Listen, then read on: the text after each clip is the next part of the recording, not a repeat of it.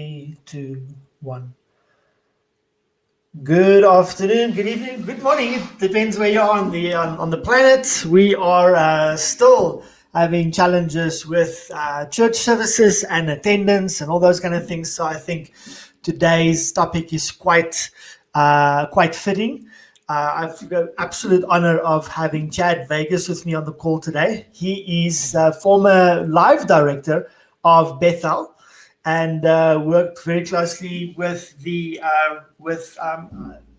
was your pastor, Pastor Bill, right? Yeah, Pastor Bill Johnson. The senior pastor was Eric Johnson, though his son. But so I worked more closely with Eric, but Bill was also part of the senior leadership team there. So All right, so that's a good starting point. So when you work kind of under Eric, but Bill is also there. But does Bill do a lot of the vision casting, that kind of thing, or has he stepped out a little bit because more overseer role, that kind of thing? yeah, he basically stayed out of it more. He really trusts Eric on vision casting Wow. for media and how things go, and then he leaves that with basically it's like Eric and Eric Johnson and Chris Valentin, who's Chris Valentin is actually over like Bethel Media. And then Eric is over Bethel production and things like that. Yeah. I think what we're used to here in South Africa on a large scale, we've got big ministries like Rhema and TBN and those guys, TBN Africa. So that's our reference point. But I think ministries in South Africa that is at that scale of media, I think that's pretty crazy. So I want to get back, Chad, to can you take us back to when you started? I wanted to ask this kind of at the end. Is this a calling for you? I know it is, Right. but just tell us a little bit about your story. How did you get into this? You obviously came to Christ. When did the call come? When did you get started in media? Was it you directly started directing, or did you work your way up? I saw on your LinkedIn profile that you did a couple of other things before you got where you are today. Yeah, totally. I started basically not knowing anything about media at all. I started out basically as a video editor, and that was just by chance. Basically, the church needed a video editor, and the media director at the time said, "Hey, you're helping." I was doing website, helping with the website for the church at the time. They're like, "Do you want to learn how to edit video?" I'm like, "Sure, why not?" And so I ended up editing video, and then I just fell in love with it. I fell in love with all the aspects of editing. To make a long story short, I ended up getting hired by a production company in Las Vegas, and we did all of the in-house media for a lot of the major casinos around Las Vegas. So commercials, we did like a entertainment weekly magazine kind of deal, a video magazine. And then that's where I honed my animation skills for After Effects, and then even more editing skills. I rose to become the lead editor there. And then I got a call back from my church that I was still a part of. And they were like, "Hey, we need a media director here." And I'm like, "Okay, sure, I'll come on board." So I came on board as the media director, and I was the media director there for a few years. And then one day my wife calls me up and she says, "Hey, I feel like I'm supposed to go to the School of Ministry up at Bethel." And I'm like, "Okay, let's see what that's about. Let's see where God's leading us and how He's leading us." And we felt it was God. We went up there and visited and totally felt like, "Hey, this is the next thing for our lives." And so we basically sold everything we had as much as we could, packed up our truck, and went to Bethel. And then when I got to Bethel, oddly enough, even though I was a media director and like I knew Bill and Chris, and they'd come to the church a lot in Las Vegas. And when I got there, I had some friends that were really close to Bill and stuff, and they were like, "Hey, you need to hire Chad." But I never got hired. It took me about a year before I actually got hired. And it was for me, it was a difficult year because I went from serving in a church for almost 18 years, 19 years, doing something every Sunday to doing nothing. And I would sit there and be like, "Oh man, I got to do something," because I felt like if I'm not serving, I'm not serving God, or I'm not pleasing God, right? And it was really, really hard. And just through a series of events, I fell into deep depression, got out of it. And as I'm starting to get out of it and getting healed, from it a few months later, is when God started really opening doors, and I got hired as a camera op at Bethel. So all that part though, to say it's one of those things that I realize now that I had to go on a journey of God stripping me down to really help me realize that my identity was not in what I did for him, but whose I was in him. And once I Wow. learned that, that's where doors really started opening up. That's where it's like, okay, yeah, anything I do, it is done unto him, but it's not, my identity is not in that, you know? My identity is already knowing that I'm a child of God, that he loves me no matter what. And, you know, even if I mess up, he's still going to love me, you know? And that's how, for me in my life, that's how I saw the doors start opening up when I realized like, oh, okay, it's about whose I am in him, not what I do for him. So doors opened up, and I started out as a camera op. About 6 months later, there was a major shift with Bethel Media, and I ended up becoming promoted to a video supervisor. About 3 months from there, I became the senior video supervisor, and about I'd say about another maybe 6 or 8 months after that is when my boss, Anthony West, basically said, "Hey, listen, I'm gonna go to Jesus Culture. I feel like they need my help, and I'd love to hand the reins over to you." And Wow. that's what happened. And that's how I ended up within about, I'd say 2 years of working, almost like, I guess, working my way up. Basically, I ended up taking over the whole live department, the live video department. You mentioned that you were at a place where you said, "I'm not being hired." Was that a desire that you wanted at that point? Say that again. Sorry. No problem. You mentioned that at one point you felt like, "I'm not getting hired," and there was a bit of frustration. Was that a desire of yours to get hired? And it didn't happen for you at the time? Yeah, it was. I really wanted to get on board with how Bethel was doing media and how they were, especially for their live services. You know, I mean, they were already doing some what you would call normal broadcast, right, standards within the church that you hardly ever saw really outside of the church. You saw it on TV and movies every once in a while, but all the techniques that were used for that weren't really being utilized in church. And I really, at the time, Bethel was really setting the tone for like, hey, this is the kind of types of shots we can get. This is what we can do. And it was really something that I wanted to be a part of and really run with them on. And I would actually pass by. I had a client. I would do freelance work. So I had a client that their offices were close to Bethel Media offices, and every time I'd pass by, I'm like, Lord, I want to work there someday. I That want to was like work. a I want to be a pull. part of that someday. Yeah. All right. And I identify with when you said, "Listen, at that moment when there was nothing happening, you felt, I'm not serving, you feel useless, you feel there's no purpose, etc." And some people would refer to that like a wilderness experience and Right. an experience of, I'm being transformed into what God wants me to be. That period, I call it the montage. The time when you're kind of developing and waiting, and you're eventually going to get somewhere. Um, would you say that's a moment when your character's forming? We were speaking about one of the sound engineers, big sound engineering companies here in South Africa, and he also spoke of. We were speaking about the testing and the character forming before something big is going to happen in your life.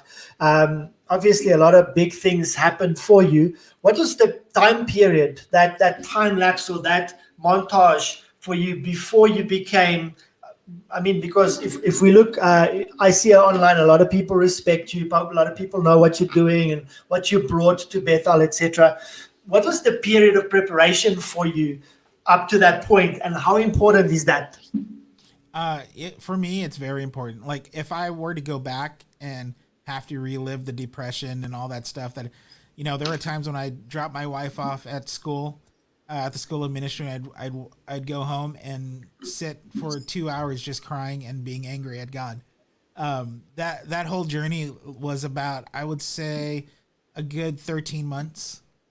So it was about a 13-month journey for me. And but it was really for, it's definitely going to be different for everybody. And for me, I think it was just because I was serving for so long. Like I've been in churches my whole life.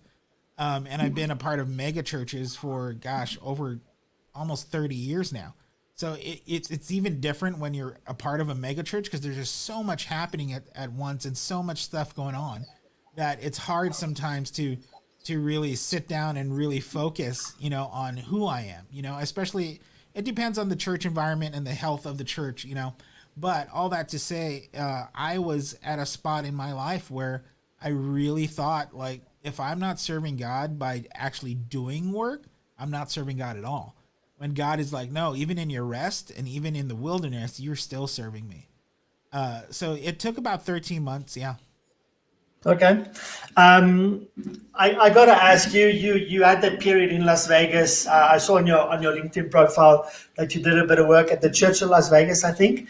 And so your surname, is that your surname, or is it a moniker that you adapted from back in No, the day? yeah, no, totally. Yeah, I'm actually from Hawaii. I'm Samoan and Filipino, Chinese, and Puerto Rican, and so.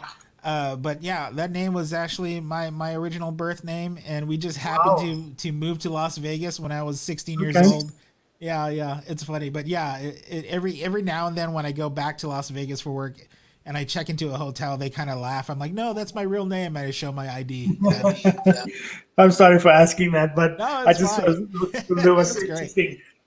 You mentioned back in the day you guys were involved with a video magazine. Now, when I came up, that was probably 16 years ago. I just got into youth ministry, and I started working in media. We did the camera. Do you remember the old? I don't know if you remember the old cameras that had the old disc. It was like a tape. You had to take the Yep. tape out. I'm Yeah, sure that DVD was tape. Yeah, recording, and then you dub it onto your computer. We used to totally. use Edius to edit with, and Nice. so that's that. Those were the days that we came up. And back then, we had a lot of young people here in a small town I think in Nigel, and they called it Digimag. So they Yeah, would yeah, put youth content, like the videos that they did, the pranks and those kind of yeah, things. yeah. They did that, but they mixed it in. It was like a CD that they gave out, and then the programming was fun, silly youth things like pranks and that, and then a message kind of encapsulated in that. Oh wow, that's Um, cool. was that the kind of thing that you would do? You guys were involved in the video magazine back then. Um, Um, yeah, for that was actually a part of not part of the church. That's when I was actually working for the production house in Las Vegas. okay. So that was full entertainment, celebrity interviews. Going to different places as far in Vegas, like different clubs and things like that, and interviewing people. So that's How what long that ago was video that? magazine was about. Yeah. How long ago was that? That was in 2006. No, yeah, 2004, 2005, I think. Yeah. So do Yeah. you feel that's if you look back, do you think that's part of your journey? Like God was busy exposing you to all these things? Yeah, definitely. I definitely think that was a part of not only just my journey spiritually too, like even having to deal with, okay, how do I as a Christian go into this marketplace and really represent God? It's funny, that word I just used. Here at Transformation, where I'm at now, they call it represent, right? We want to represent Christ to the lost and found for transformation in Jesus Christ. So we want to represent it in a way that really appeals to these people, right? Really evangelistically. But that's what I was doing back then is I was, in the marketplace and editing these things, but even learning how to stand my ground as a Christian. Like, hey, yeah, there's a bikini car wash. Hey, can you edit this? Actually, you know what? I can't. This goes against my values. This goes against who I am, right? Wow, yes. So learning how to talk and still be able to keep my job, right? So learning how to do that, and then but also on the flip side of that is getting to learn all these skills, getting to learn from professional industry people that were doing it longer than I am, in a huge professional. Like a lot of the people that were a part of this production house, were in Hollywood for years before they moved to Las Vegas and decided to be a part of this company. So learning from that too was a huge plus, I would say. Okay. I like your story because when I came up, um, we did all this media stuff. I was like the youth pastor, and the youth kind of ran the media in the church. So we did the camera work, some of the editing, running around with the mics, those kind of things. And I handed that over after growing it. I thought my season was up. I handed over to my 2IC. They went on with it, and I went to work in the secular environment. So I worked for an advertising agency. The funny thing is, I actually didn't have anything to do with advertising. I literally took the newspaper and I would tear out the ad in the newspaper, put it in an envelope. That was my job, right? Wow. So, but during that time, I had a lot of free time. So I taught myself. That was my start. I taught myself how to code websites. And my dad first put me onto one of these programs. These websites in a box type of programs. I did that, got frustrated. Then I taught myself how to use WordPress and how to design WordPress on that. Not really the coding. Yeah. So that's where I think I could relate with your story. Was that that and obviously all this other stuff that you did, was that a big part of, again, God just taking you on a journey?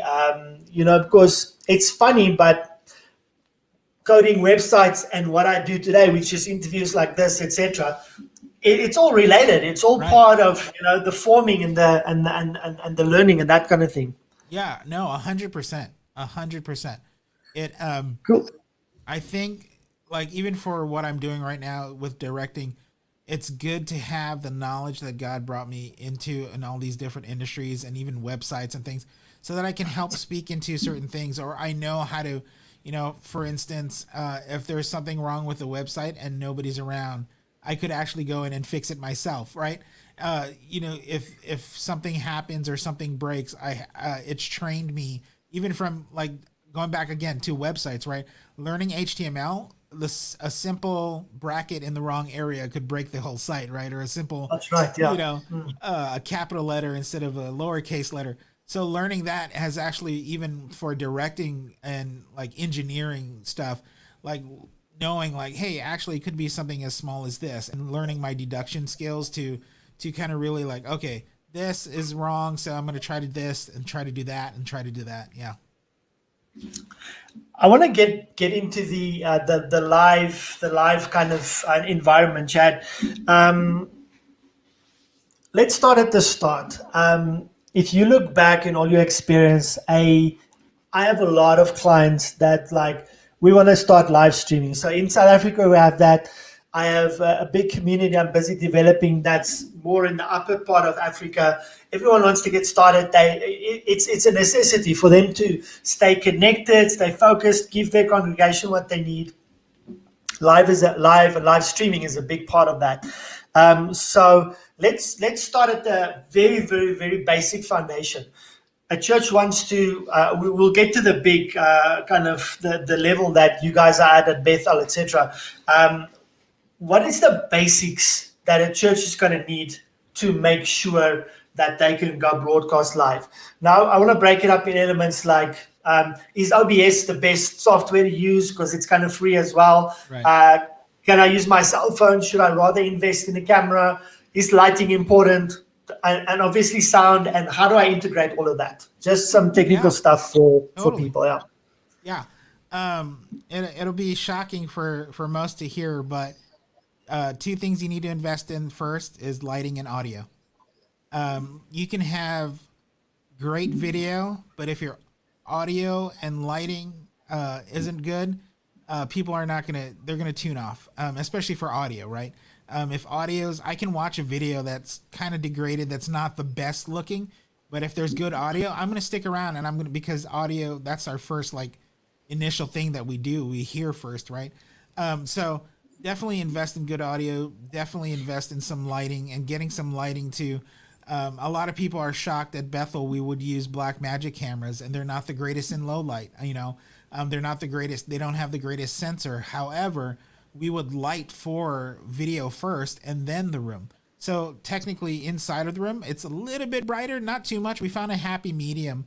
There was a lot that goes into like having a lot of communication with your senior leadership and talking to them and talking things through, showing them examples of what you want to see, and how you want to see it.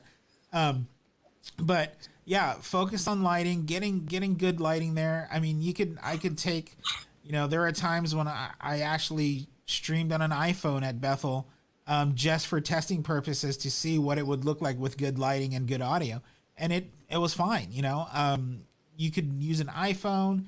It doesn't have to be a super expensive camera, especially if you have good lighting.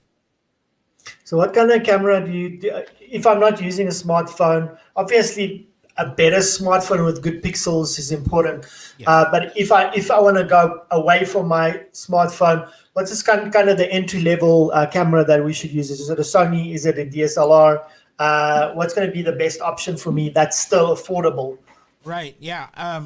I've been having good success with a lot of my students in the mentorship program. They've been using Sony A7s, the A7 series of cameras.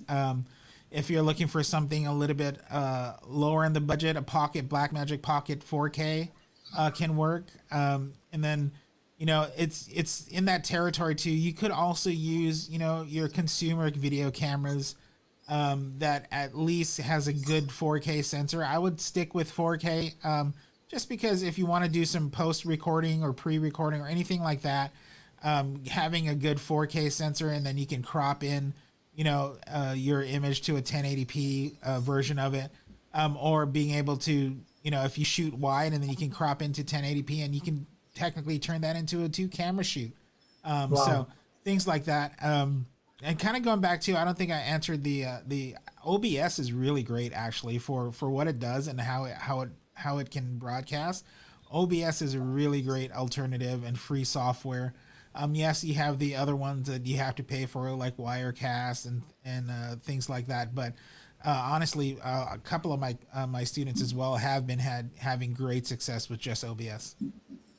So I wanna just segue away from that for a moment. I want to talk about the audio and lighting because I had some interesting things, especially the last 2 weeks or so. But something like this, we're using StreamYard, and so you would use OBS because you could input a lot of different cameras into that interface, right? And then OBS could be the stream that I can pick up here in StreamYard, and I can use it as the feed that feeds into it. Is that correct? Is OBS more the software that you use? Is there like boxes and systems that you put the cameras into? Yeah. Just give us that technical part a little bit. Yeah.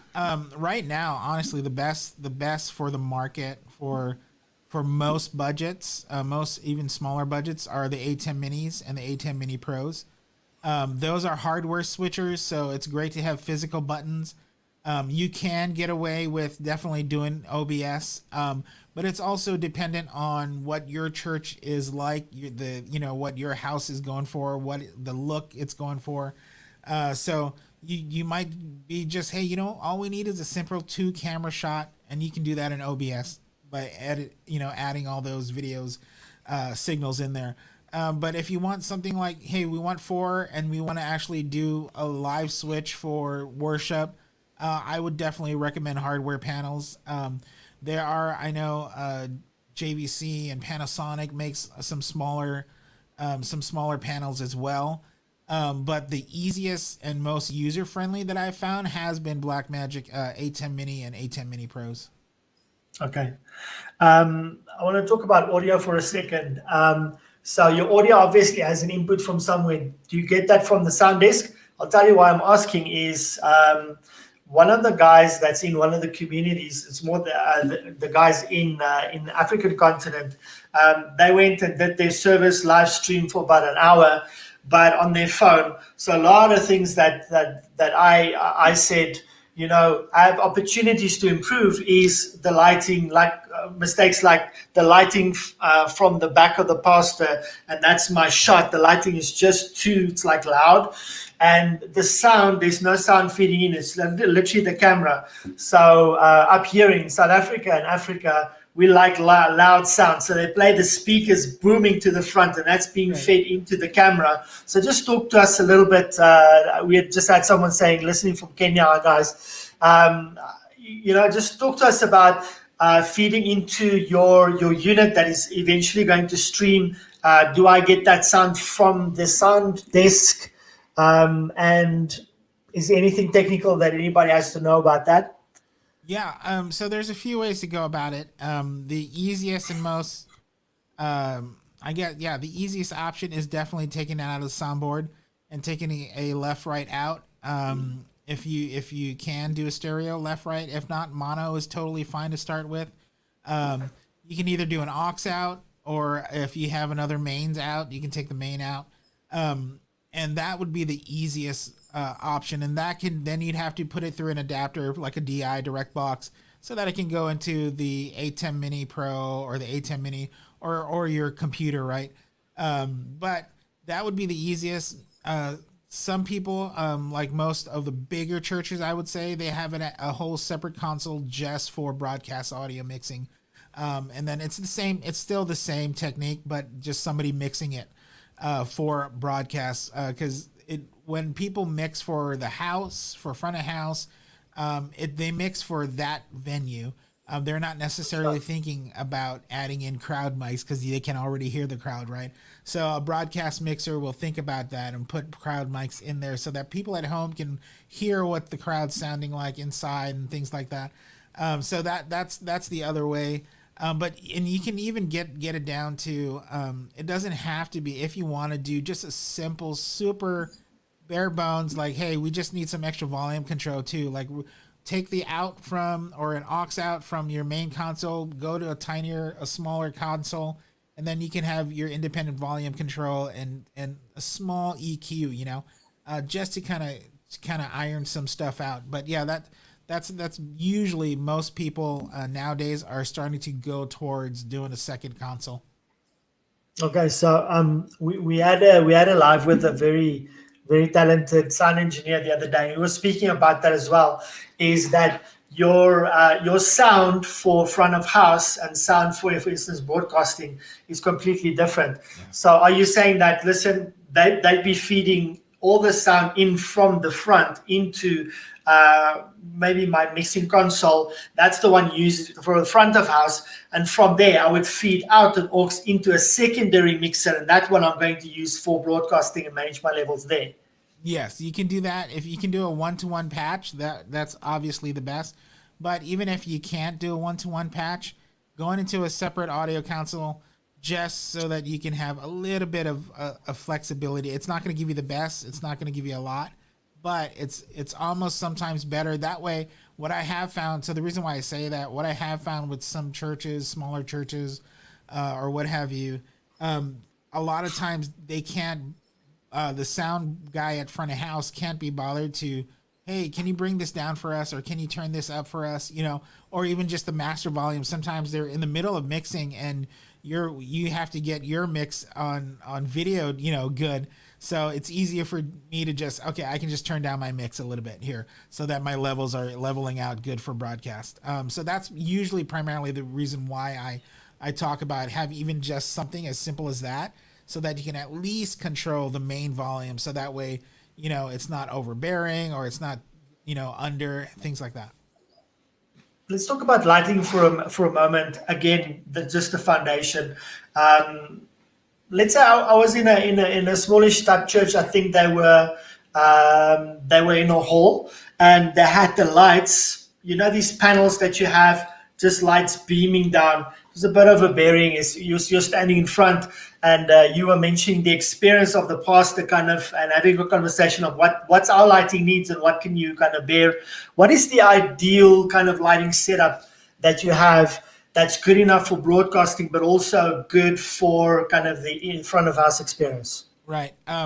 We found that, especially when I was at Bethel, we found that your standard 3-point lighting is always the way to go. So you're going to have a key light, a fill light, and a hair light. So we found that utilizing that practice, but on a bigger scale, right, for stage now. So you have multiple key lights, multiple hair lights, and then a little bit of a fill light. So we found that works best. That makes it look best on camera, especially for like if you were like us, where we're going for that cinematic broadcast look. So I'll go back to 3-point lighting. Go back and look. You can look at it on YouTube. There's tons of tutorials. I like to call it the University of YouTube. So there's tons of tutorials on there. and 3-point lighting, and learning how to do that first, and then from there you can expand to getting extra lighting on band, getting fill lighting in, getting up lighting, things like that. But yeah, 3-point lighting is where I'd definitely start. Okay, let's take it to the next step. I've got those basics in place. I am live streaming or I'm broadcasting. Um, and so my church is a medium church. I have between 100 and 250. I want to go to the next level as my church grows, my budget grows, etc. What's the next step on top of that? What kind of giving the audience ideas of what can they develop their vision to Right. be forward going the future? Yeah, I mean, when you're starting to grow, start looking into, adding crowd wash lights, lights out in the crowd that, what we found best is from behind them. We don't want it lighting into their eyes because that can be too distracting. So we light them from behind, because most of the times if we're getting crowd shots, it's going to be from behind. We don't necessarily always take people worshiping from the front. Now it definitely, there's moments that call for that, and that does help. It does help the experience, show the experience of what's happening in the room. But yeah, crowd wash lights. If your church is into movers, you can invest in moving lights, adding haze into the arena, or into the sanctuary, and just broadening out, getting more wash on the band. Getting a lot of people. What I like to tell them is, one of the first things I kind of, it's because I'm biased, because I'm a drummer as well. But it's like, if the drummer's in a cage, put some light on that drummer. Get light in there. So just basically adding more light to the stage to kind of give just a little bit more life to the entire worship experience. Thanks, Ed. I want to get into kind of the director's experience, preparation, day to day, those kind of things. But let's just go back and talk again about if this is something that someone has a vision or a desire for, what is the steps they have to take to get to being adequately trained, to have the skills to do something like you're doing today? What's the process? And we spoke about character building and the wilderness, etc. But skills-wise, what are some of the things? Do they have to go and study? Can they do like a internal work program where they, for instance, my mentor always says, if there's something that you want to do, if you want to be Chad Vegas, go to Bethel, go to Hillsong, whatever. Start at the bottom and carry the wires around, the cameras for the camera guys, that kind of thing, and do that. Can you tell us, if someone wants to kind of do what you're doing today, what is their process that they have to look at following? Yeah.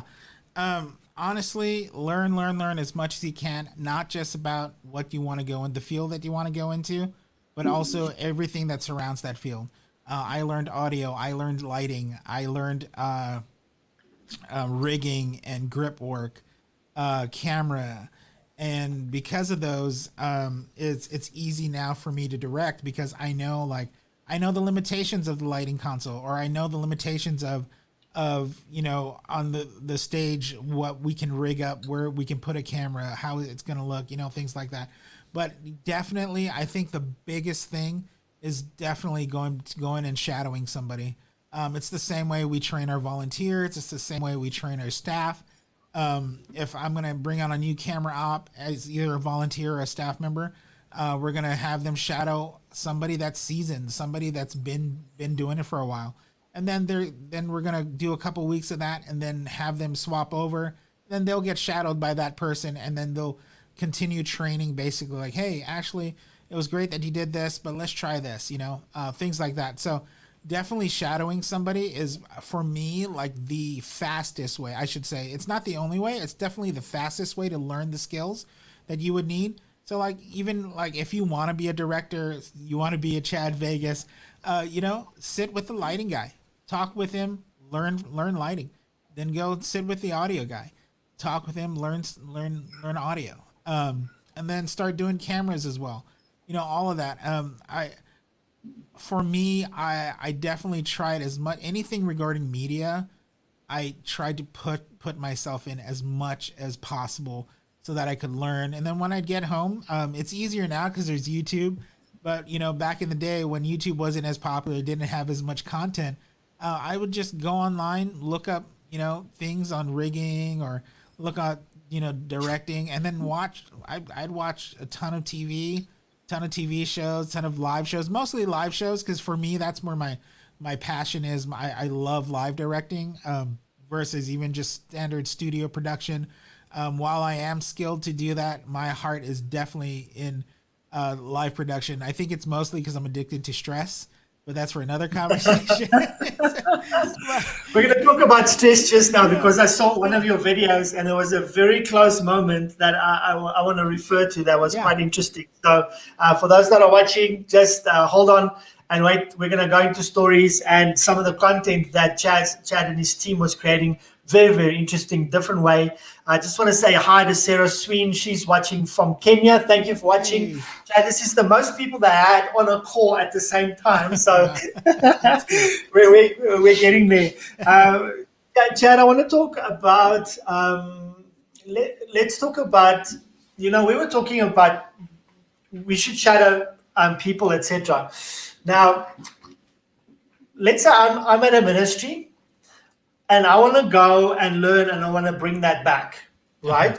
Yeah. So I'll have to go to a bigger church that is at a production level. They're doing live, and there's a difference between live streaming your service from your phone, or just a two-shot camera to Bethel production levels, right? Because that's a whole different world, and there's a process on getting that. So I'm from a smaller church. I want to do this. I want to go and learn. So I go to a Bethel or whatever. I go and serve there, and obviously I would assume it's important to be transparent from the start and saying, "Hey guys, I'm from this church. I'm here to learn, and I'm gonna just be a sponge. I'm going to soak in as much as I can. I want to learn because I want to take it back there."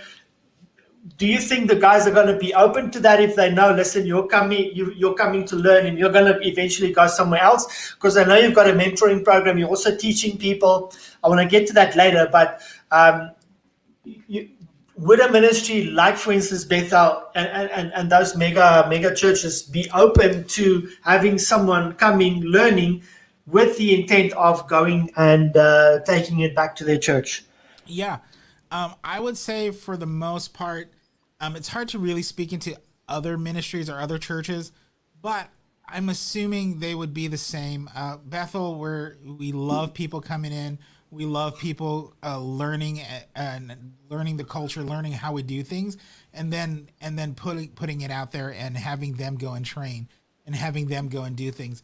So it's definitely something that I believe other churches are doing as well. There's internship programs. There's things like that happens. So I don't see any issue really with that. I really feel like that's something that's also needed. And if there's a church, if there's anybody that's listening right now, especially in South Africa, if you guys are listening and you guys want to do this, definitely dive into it. Don't be afraid of like, well, if I take somebody, I'm going to lose that person, or God will always provide. So definitely, you're providing an experience, not just an experience, but a full, I guess, what's the word I'm looking for? Like a trade skill. You're providing them a way to really just to start a career off.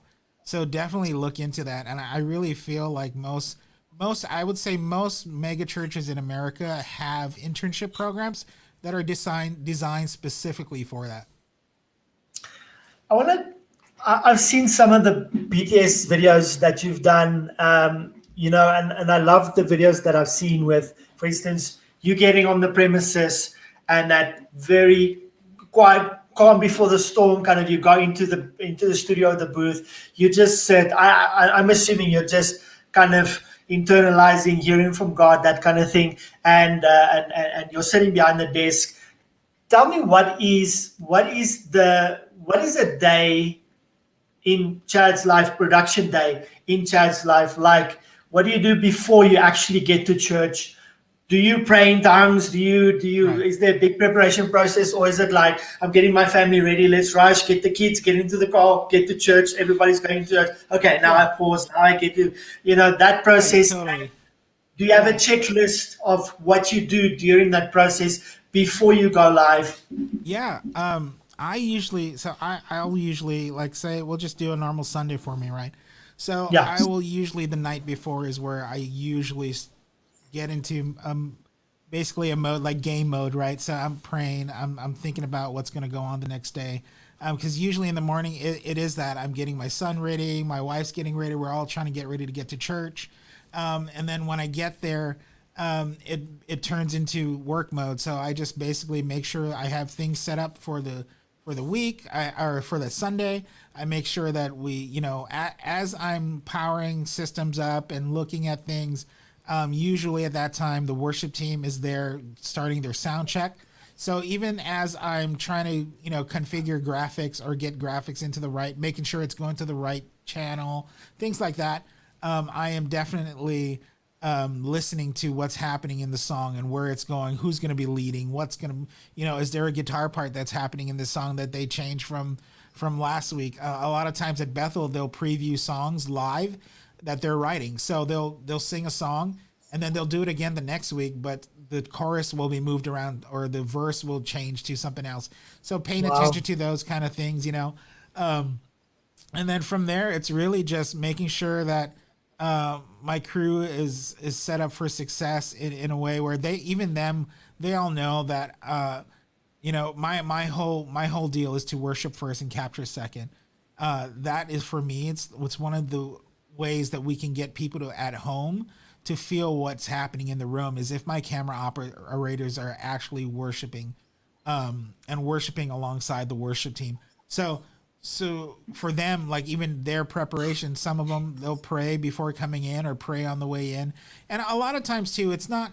I will say this: it's not where when I ask them, "Hey, come prayed up," it's not me saying, "Hey, wake up an hour before service or before you need to come in before call time." Pray, and if there's not tears in, you didn't pray hard enough, kind of deal. It's more like, hey, on the way in, listen to some worship music, get in God's presence, get that in you. And I liken it to when I'm sometimes gone, I leave at 5 in the morning and I don't get home at 10 at night when there's a conference happening or something like that. I don't see my wife at all, but I'm constantly texting her, right? So I'm constantly like, telling her I love her or doing things and, keeping that communication line open. So I do that even with prayer. Like I tell them like, you don't have to spend, yes, there are moments when you definitely, you're going to spend hours in prayer or, but 5 minutes throughout the day, take 5 minutes, thank the Lord for what he's done in your life, just connect with him. I really feel like that's really what he really wants all the time is just connect with me, stay in relationship with me. Right. So every couple of minutes, pray, say something, that kind of a deal. So for the crew, they're coming in already prayed up. They're coming in ready to go. I just basically run them through what's going to happen throughout the day. If I don't know what's going to happen throughout the day, I'll just say, hey, just be ready for anything. And then we go from there, and then we just set things up, and then we go into worship, and then the sermon, and then after that, for me, I typically just go be with my family for the rest of the day and really unwind. Sometimes I've learned that the harshest critic is myself. And so if there was issues within the service, I have learned to talk myself out of staying in that area where I'm constantly blaming myself like, oh man, you should have done this or this should have been done or this should have been taken care of. Because at the end of the day, because of my mistake, it's not going to make Johnny not get saved, right? God's going to have his heart no matter what, right? It kind of goes back to a thing that I like to do is like, it's okay to fail in that area sometimes, it's okay. Yes, you want to pursue excellence. Yes, you want things to look good and sound good. But if we're in a live environment, it's technical. If something fails, it fails. If gear fails, or if the wrong button gets taken on accident, it's not the end of the world. God is still going to work through you no matter what. So it's one of those things that, so I've learned to now look back. I'll take mental notes and be like, yeah, I probably could have done that better, or I got to make sure I get this ready before the next time that we go live. So that's what I do throughout the day, at the end of the day, and I just relax and just spend time with family.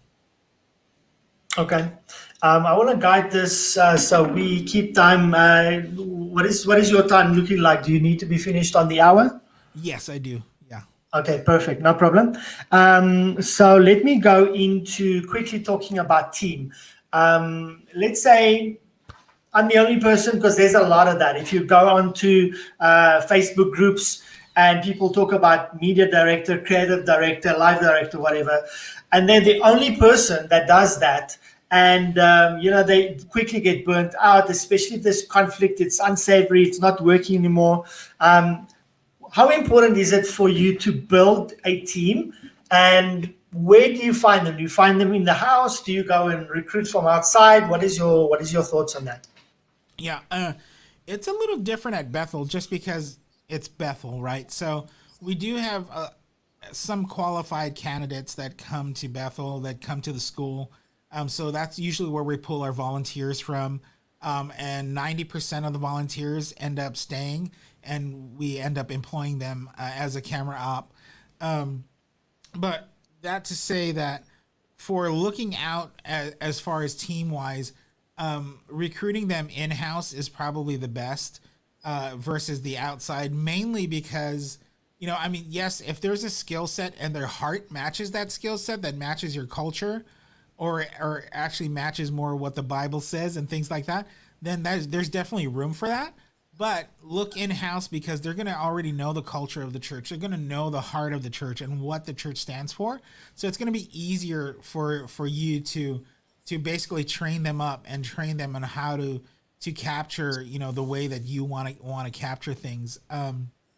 That's why for us at Bethel, it was easy because they were already going through, like going back to what I was talking about, where not knowing who my identity was in.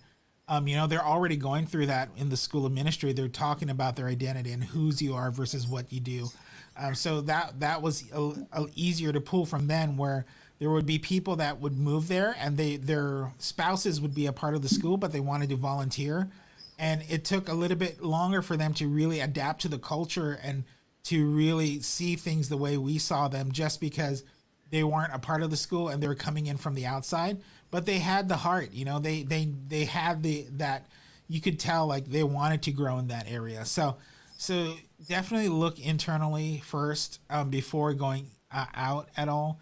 Now, if it's something like a director's position, something that that, man, we actually need to bring in a professional, right, or somebody that's been doing it a while, then that's where you can tend to look out more to other people and bringing them in. Okay, there's two things I want to quickly do. One of them is, let's talk about content for a moment. What I love about what you've done there is, you would find, for instance, have, I don't know how you did it, but you actually have this screen where you're live editing and doing the switching of the cameras. You're doing a live stream of that. You created a separate channel for that. I think it was called Bethel Production or something. Yes. Whose idea was that? How fun was that? Kind of, and why you're doing? Because I came across that, and that's why I came across your name, because people were saying, is Chad still directing, etc. A lot of people are learning from that. I mean, that is something very unique. You don't really see that happening. Yeah, it was. It happened one conference, and I was like, it'd be cool if we live stream this. Let's try to live stream our multi-view. And I talked to our production manager at the time, and I talked to our video engineer, and they were all like in agreement, like, oh, this would be cool. Let's just try it. We just wanted to try it and put it out there and see what happens, So we did it, and it just took off from there. And yeah, they're still doing it, even though I'm not a part of Bethel full time anymore. They're still doing it, and they're still going with it, and it's really great. I looked at it first of just, I want to put it out there and see what people thought of it, and see, and to show people how we direct.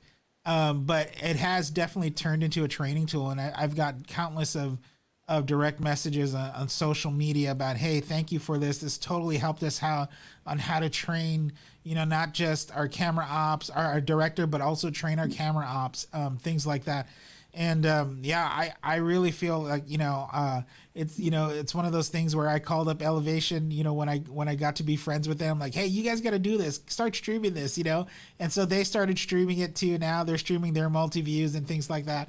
But I really look at it as something where I don't want my heart behind all of that too. It's like I share these things and I'll do these things because there are people when I was when I was back to being, just a person on camera, I would always wonder, how is Bethel doing this? How is Elevation doing this? How are these guys doing stuff? And there was no information. And so I figured, if I can share, then I can help other churches become better at their craft, better at what they do, and how they'll know, like, oh, this is how they do it. So, and it would make life easier, honestly, for, up and coming directors or things, because now they know the lingo, they know how to do that. It's almost like free training, basically. So, yeah. It is. The specific one that I watched, it was quite funny. I don't know if you remember it, but it was a very, very close call. There was a moment, I don't know if it's a regular thing, but they doing like after the show comments, people go to backstage, and they were shooting here, and all of a sudden the guys were going at the backstage, and just when they were in the frame, the shot changed and they went and they gave commentary. So that was quite fun to watch. And that's literally what happens a lot of the time. So it's that's really where you get a lot of respect for the guys that does this, that they just have such a feel for how to do things and how to get things done that, even, and those are the high stress moments, I guess, that you were talking about, where you just got the shot right. I also loved there's a series that they created, and it was very nice also getting behind the scenes of the crew and so on. They had a series, What's in My Pelican? And so the guys would open their boxes and show what their tools look like, etc. So that was quite a nice series. That series was created by Jesse Maitland and Drake Kelch, and they're like, they started filming. We were in Dallas getting ready for a Heaven Come conference, and we were opening up. We were just basically ourselves just sharing. Oh, what's in your Pelican? Oh, what's in your? And they were like, oh, we should film this. This would be great. Yeah, awesome. Yeah. So, just what is the production difference between, you were talking about, let's just talk about a normal service at Bethel. Obviously, there's also live recordings of maybe your band, those kind of things, conferences and crusades.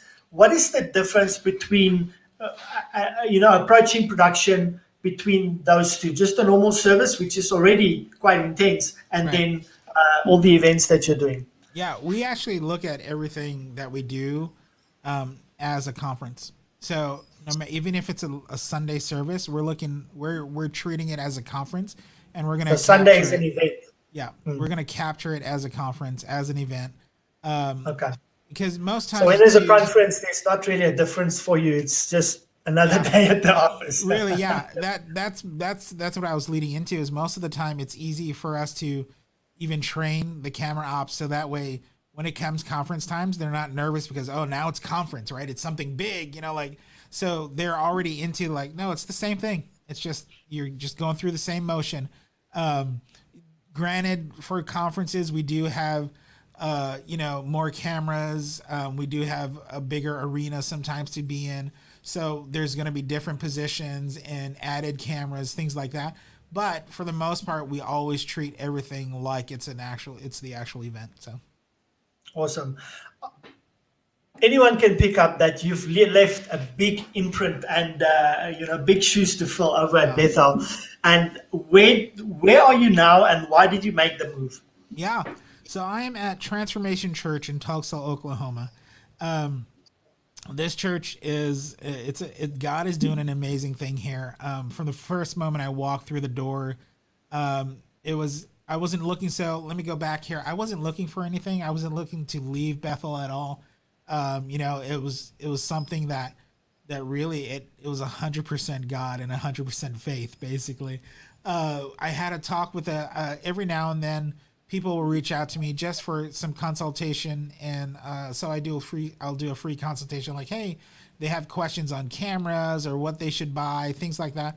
So I'll take a few a year, and so this person was the new production director here at Transformation. He wanted to hear my heart because he wanted to look for a live video director and somebody to run their video production department.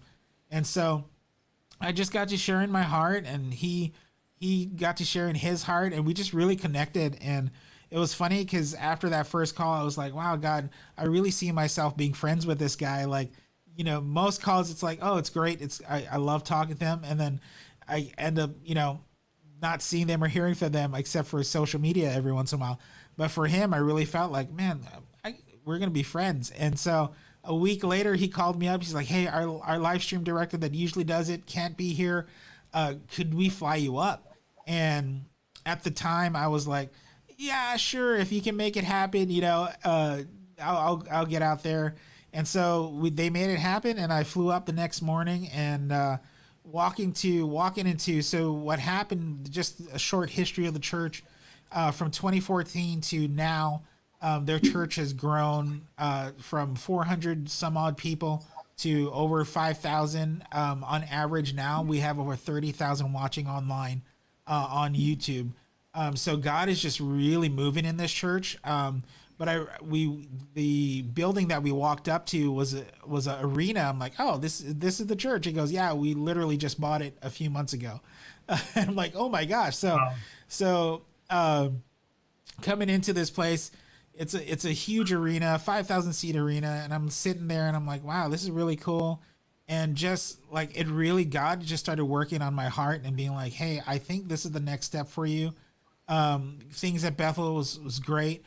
And God was like, man, this is definitely the next step, like telling me this is where you're supposed to be. I'm like, yeah, I'm okay, Lord. I'm comfortable. I don't, you know, and I found my wife and I, it's funny because the way we live our life, we found that the moment that we do get comfortable is the moment that God's going to shake something up and be like, hey, listen, I need you to do this. And it's happened twice before this. So this would be the third time it's happened. And God's being like, you're comfortable. Now I needed to go and do this. And I felt it was a good opportunity not for just my family coming out here, you know, on a, you know, now from a small town to an actual city, because we grew up in the city, so we love the city life, but to even get the chance to build a good foundation here for video and to really broaden even my horizons as far as what I can do here, it's really great as far as, you know, I can do certain things here that I wouldn't be necessarily be able to do at Bethel, just because it's nothing bad. It's just a different culture than what I have here now. And so that's what happened. We just felt the move of God, and God really just opened up a ton of doors, even with, you know, favor with real estate and all this stuff. And it's just like, okay, Lord, this is where you're leading us to. And now we know for sure, because the doors are literally open up like super fast, and so yeah, we just got in our car and all right, we're doing this, and we moved out here. Yeah. Chad, finally, you have a mentoring program that you do. Tell us a little bit about that. Yeah, so I have a 12-week mentorship program, and basically what that looks like, it's 12 weeks of me meeting with you one-on-one, going through your services, breaking down the service, and talking about, hey, let's move this camera here, or hey, this is our technique. Basically, I run through all the technique that I do for cinema broadcast, how I train my team, how I do all of that. But a lot of it is not. Someone asked the first time I did this, somebody asked me. They go, hey, what is that mentorship program really? What is it going to look like on these next 12 weeks? And I said, well, I kind of lured you in on the guise of, hey, it's going to be about tech stuff, but it is, but it's only going to be about 10% tech. 90% is really about your heart and your team. And I want to help you build a great team by working on your heart and working on how to be a director, but not just a director, but also, for lack of a better way of saying it, a pastor in this area. You know, there were moments when I would be on camera at another church, and I would get my shot taken, and I hear the director go, "Ugh," you know, and it would take me immediately out of me worshiping, and now instead of me worshiping, I'm trying to impress the director, right? Because for me at the time, and even now with directing, that's my worship. That's me directing is my worship. You know, when I was on camera, me on camera is my worship.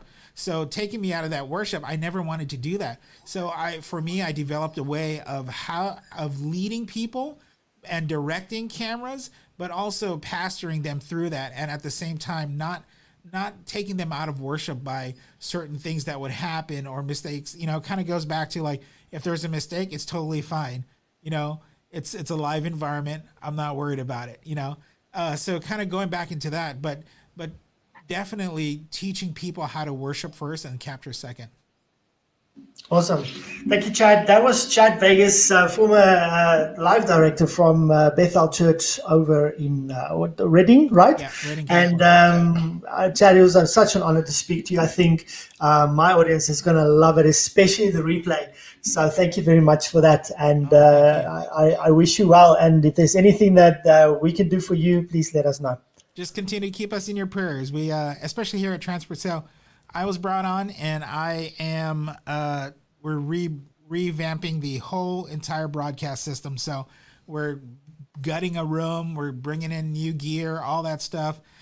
So it's definitely something that's crazy and busy, but it's gonna in the end, when you guys, I can't wait to show everybody, you know, especially on social, what it's gonna look like and things. So in the end, it's gonna be worth it. But just keep us in your prayers that things move along, you know, on time and everything happens. So yeah. Awesome.